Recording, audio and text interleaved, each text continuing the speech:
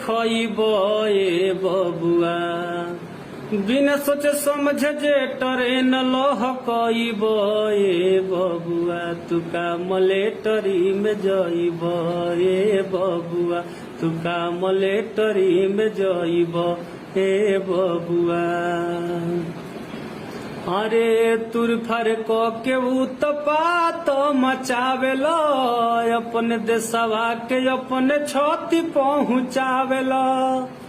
तुर फर को के उत्पात मचावेल अपने देशवा के अपने छति पहुँचावेल। कवन करनिया पो अरे कवन करनिया पो देश भक्त हइब ए बबुआ। कवन करनिया पो देश भक्त हइब ए बबुआ। तू का मलेटरी में जइब ए बबुआ। तू का मलेटरी में जइब ए बबुआ।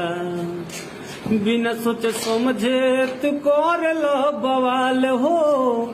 तू ही बताव कैसे हो खब बहाल हो। बिना सोचे समझे यदि करब बवाल हो।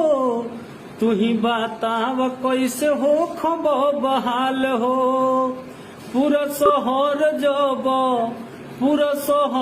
जब आगी में जरइब ए बबुआ। पूरा शहर जब आगी में जरइब ए बबुआ। तू का मलेटरी में जइब ए बबुआ। तू का मलेटरी में जइब ए बबुआ। पलही उग्रवादी वाला